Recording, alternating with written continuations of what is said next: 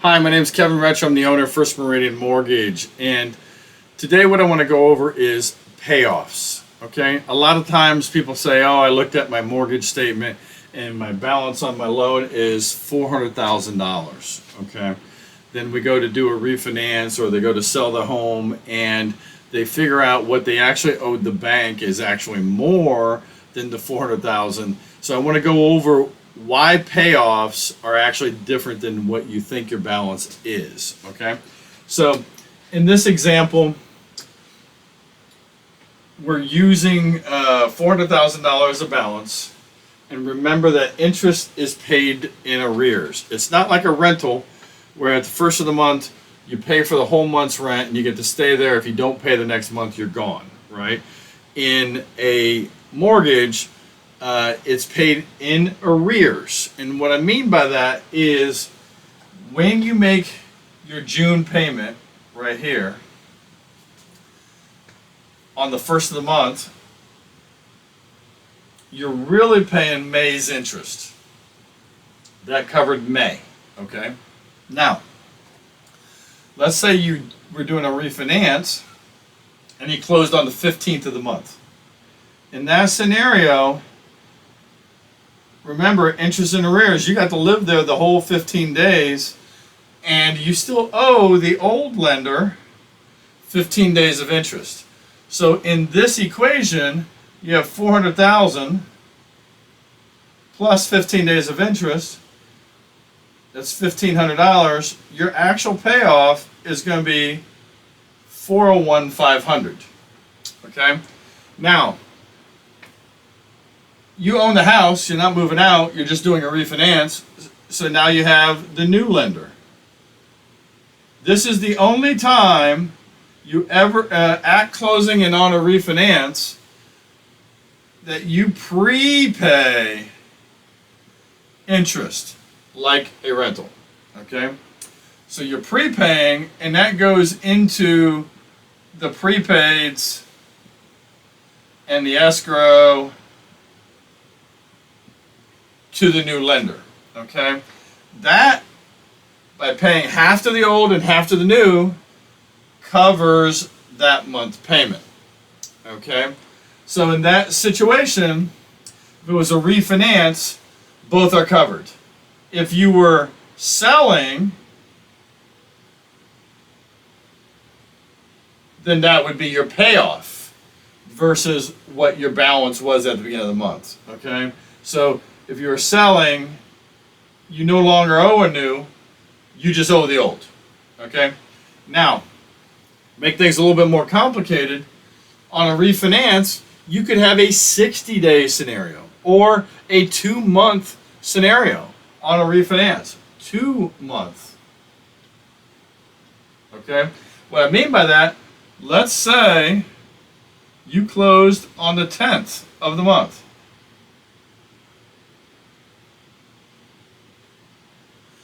And you have not made the first of the month payment yet. Remember, it's paid in arrears, balance to the closing date, right? So in this scenario, you owed $400,000. That was the last payment you made.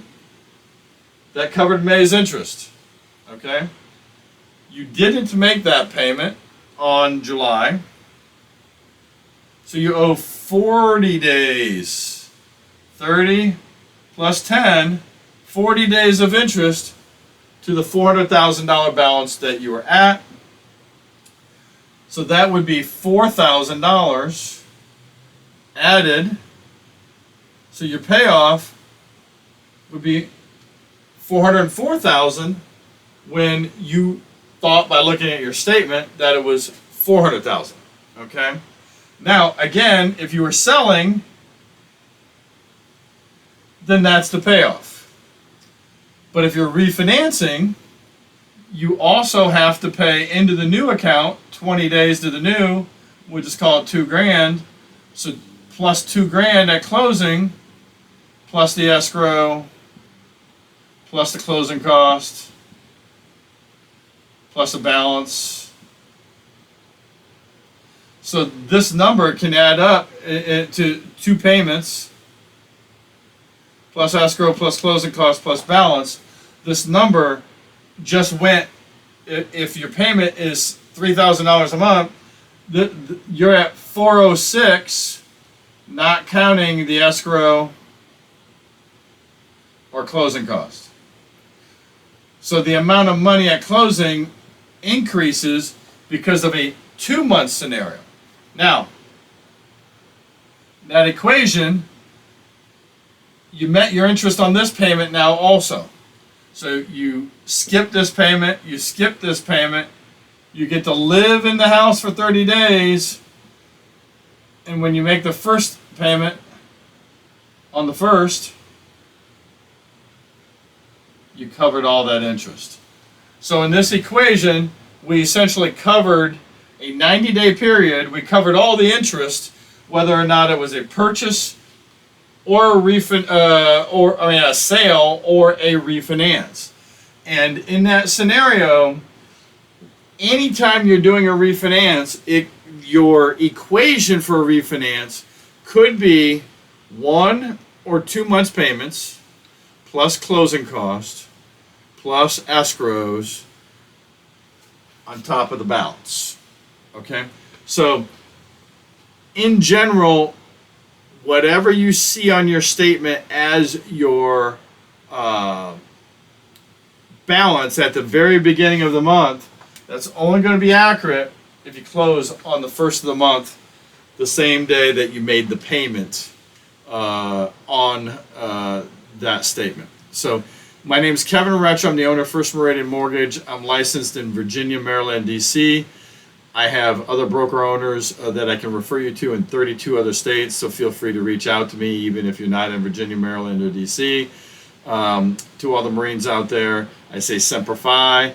My phone number is 703-799-5626. I look forward to serving you. Again, have a great day.